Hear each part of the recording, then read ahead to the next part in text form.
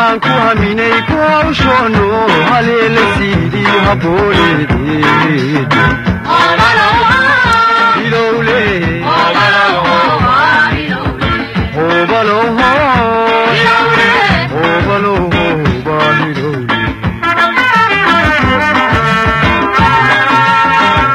waxaan ku haminay kuawshoono haleela siidii habooleedeed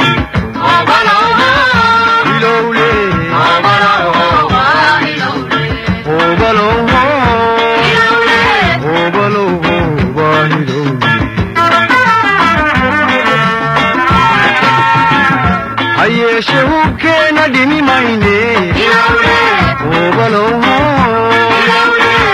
hiye geli qaar kaloo hadhaye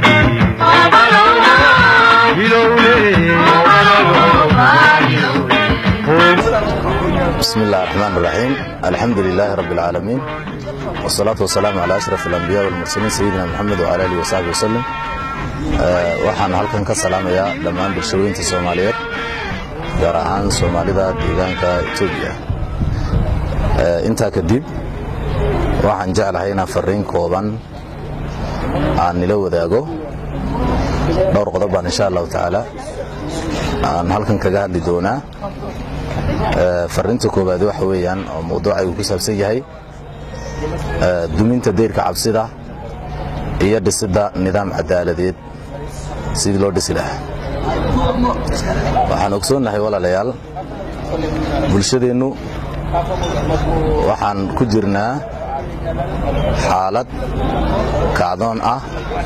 oo ay bulshadu kacday oo ay ka kacday dulmiga iyo kala sarreynta iyo dulsaarnimada iyo dictatornimada marka arrinka koowaad oo u baahanay waxa weeyaan hore u sheegnay ajaladihii kan ka horeeyay ahdaafteena saan u gaadhno kow bulshadeena waxaan u baahannahay inaan ka xoreyno cabsida inaan cabsida ka xoreyno bulshadeena inaan cabsida ka xoreyno cabsidaasi way noocyo badan tahay dadku inay halkan kan rumeeyaan waxyaabaha dhibta hortaagan waxa kamid ah ee ka cabsoonayaan geeri maslaxad xidhiidh saddexda shay waa saddexda shay ee hor jooga in ay dadku kuwa gudaha ku jira ee dhalinyarta aan ahayn inay dibadda yimaadiino ay halkan ka qayb galaan arrinka kooban u baahanay baan nidhi waa duminta deyrka cabsida arrintaasi dhalinyartu inteedii badnayd way ku guulaysatay waxa hadhan bulshada inteedii kale ayaa hadhan in ay raacaan dhabbada ay barbaartu horseeday ee lagu duminayo cabsida dadka badankooga cabsoonaya maxay ka baqayaan qaar geeri bay ka baqayaan qaar maslaxad inay ka lunto oo danihii ninka weyni dantii iyo wuxuu soo dhisanayay buu ka baqayaa amoolaysa xidhiidh uu dad leeyahay inaan dadkeena xornimo gaarsiino markaa waxaa dhibta ugu weyn ah inay dadku wacyi lahayn ay baraarugsanayn gaar ahaan bulshadeena Soomaaliyeed wacyigeedu uu hurdaa qaseer baa waxay leedahay waxaa la weydiiyey qambaar ayaa lagu yidhi dhagaxa kugu soo socda goormaad aragtaa baa lagu yidhi markaasaa wuxuu yidhi anu dhagaxa qofku inuu gacanta ku hayay ma ogi laakiin marka uu fororsadaba waan ka lalaa xunsho ayaa su'aal lamida la weydiiyey waxay tiri anigu fuuto ma ku toosaa marka dhalinyartii haddii ay qambaarkii noqdeen oo markii koowaadba ay tooseen bulshada inteedii kale inay baraarugto way baraarugsantahay ay meedaanka iskeenta ayaan rabnaa haddaan nahay barbaartii wacyigelinta aan rabno inaan bulshadeenna siino waxa weeye in aan kow ku wacyigelinno xuquuqahooga dastuuriga ah ee dastuurku uu siiyey maxaa yeelay dalkeena Itoobiya waxa la yiraahdaa dhibaato dastuur ma haysato ee waxa haysta dhibaato ku dhaqan dastuureed ba haysata haddii dastuurku sidoo ahaa loo dabaqo su'aalo badan oo ay shacabku iyo waxyeelooyin badan oo shacabku tabanayaan waa la xalin lahaa waxaa kaloo rabaa inaan dhalinyarteena mise dadkeena aan ku wacyi gelino dhabbada isbeddelka iyo horumarka inaan ku wacyi gelino kadib markaan helay intaasi in dadka wax bartay marka ay bataan iyo dadka wacyigooda iyo xuquuqdooda dareensan waxaa badan waxa la yiraahdo middle class-ku markuu batana bulshadu waxay noqonaysaa bulsho ilaalsanaysa xuquuqdooda iyo nidaamkeeda haddaan ka imaado arrinta xorriyadda iyo sidii loo hirgelin lahaa arrinka labaad waxa weeyaan dhisidda nidaam cadaaladeed oo isku dubad tiran sideen u dhisan lahayn sidee loo heli karaa nidaam cadaaladeed oo dhammaystiran siyaabahan ku heli karno dhowr qodob baan ka sheegayaa kow waxaa lagu heli karaa laamaha dawladda oo kala madax bannaan in la helo dawladdu waxay ka kooban tahay baarlamaan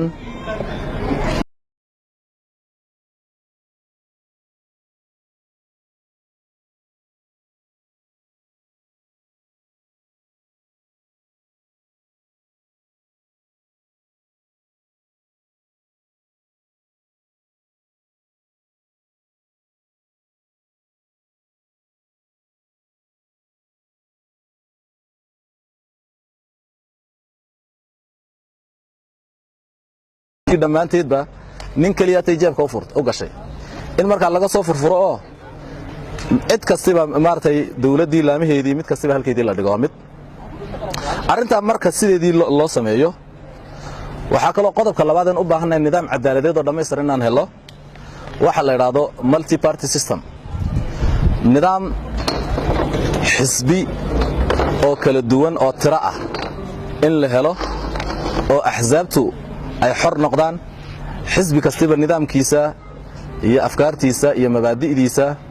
iyo siyaasadka uu wadanka inuu ku maamulo uu rabo shacabkiisa uu macneeyo uu hor keeni karo min federaal ilaa iyo qabalaha ugu hooseeya xaafadda ugu hooseeya uunan axsaabtaasina ay leeyihiin xuquuq siman uunan xisbiga talada hayaayo uunan noqon xisbiga isagu wax yeedhiya balse talada uu hayaayo ay yahay inta uu talada hayo inuu shacabka wakiil ka yahay una wakiil kaga yahay dastuurku sida uu dhigay wakiil kaga yahay waa kow arinta labaad marka waxaan nidhi waa multi party system in la helo arinta saddexaad ee nidaamka cadaaladeed ilaalinaysa waxa weeyaan warbaahin madax bannaan in la helo inay warbaahintu mass media-ga dhammaanteed hadday tahay TV haddii ay tahay wargeys haddii ay tahay internet dhammaan qaybaha warbaahinta oo dhan inay madax bannaanaato oo warbaahintaasina shaqadeedu ay noqoto mid u adeegaysa danaha shacabka kow labo soo maartay kashifaysa cawrada dadka dhowni qaatayaasha ah iyo kuwa dulsaarnimada aaminsan iyo dawladda daba taagan oo shacabkii haddii ay kuwa dawladda ku jiray ay ku xadgudbaan bannaanka keenaysa oo cawraysa waxaan ogsoonahay wadannada reer galbeedka ninka dawladda mise xukuumadda ku jiray aad buu isku ilaaliyaa maxaa yeelay 24 saac kaamirad baa daba taagan waxaan xasuusanaa wadannada Scandinavian-ka kamid ah ayaa waxaa dhacday in gabadha haweeney baa ra'iisul wasaare ka ahayd haweeneydii ra'iisul wasaaraha ka ahayd waxay ahayd waxaa dhacday maalin weekend ay ahayd credit card-kii ay haysatay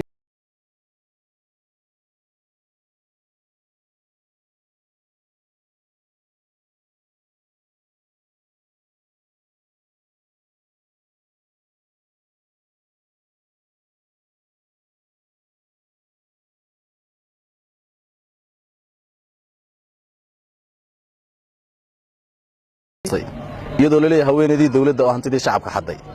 ra'iisul wasaarihii dawladda oo hantidii shacabka xaday maxaa arintaa ka dhacay isla markiiba shacabkii way raaligelin bay ka bixisay wayna is-asishay marka in la helo warbaahin madax bannaan waxay sabab u noqonaysaa in uunan ku xadgudbin xubinka dawladeed inuu ku xadgudbin qodobka afraad ee u baahanay si nidaam cadaaladeed oo dhammaystiran u helo waxa weeyaan waa fanka iyo suugaanta waa inaan helaa fan iyo suugaan ka turjumaya waaqica dhaqan dhaqaale siyaasadeed waxbarasho caafimaad nololeed iyo fikir ahaaneed ee bulshadu ku nooshahay turjumaya oo soo bandhigaya isla markaana naqdinaya wax ka sheegaya isla markaa haddana saxaya waa in la helaa marka fan iyo suugaantuna waa inuu doorka ciyaaraa 5 waa in la helaa bulsho rayida bulshada rayidka ama civil society-ga waxa la yiraahdaa waa in la helaa bulshada rayidkiihi doorkeedii ay ciyaaraysaa wuxuu yahay asaasiga ahi dawladdu waa bini aadan meelaha ay ka gaabisay ee ayna buuxin karin in ay iyagu buuxiyaan waa kow in ay xuquuqdii shacabka u doodaan waa laba in ay maaragtay muxuu ahaa wax allaaliyo wixii ay dawladdu ka gaabisay in ay buuxiyaan weeyaan haddaba haddaan si kooban u sheego waxaan nidhi si nidaam cadaaladeed oo dhammaystiran aan u helno waxaan u baahannahay kow dhisidda nidaam cadaaladeed labo laamaha dawladda oo kala madax bannaan laamaha dawladda oo kala madax bannaan laba nidaam xisbiyeed oo multi party system ah saddex warbaahin madax bannaan afar fan iyo suugaan waaqica ka turjumaya shan bulsho rayid ah oo wixii ay dawladdu ka tagtay buuxinaysa waxaan ka hadlay xornimadii waan ka hadlay cadaaladii nidaamkii cadaaladeedna sidii aan ku gaari lahayn waan ka hadlay insha Allah ta'ala qaybta dambe waxaan ka hadli doonaa horumarkii aan sheegaynay iyo nooca uu yahay inaan aragti fudud oo aan bulshada u soo dhaweynayno ee shacabkeena u soo dhaweynayno inaan tilmaamo waxaan leenahay waxaan ku dhawaaqayaa oo shacabka iyaga ugu baaqaynaa waa xorriyad cadaalad horumar wassalaamu calaykum waraxmatullaahi wabarakaatuh waxaan ku haminay kawshoono haleela siidii habooleedii ilowle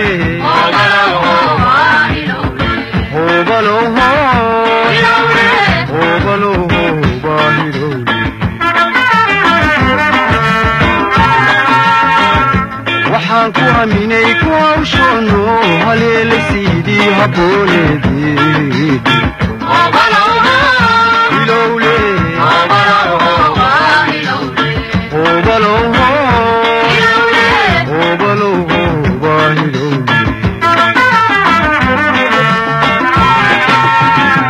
hayeeshe hubkeena dhimi mayne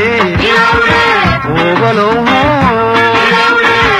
hiye geli qaar kaloo hadhaye ilowle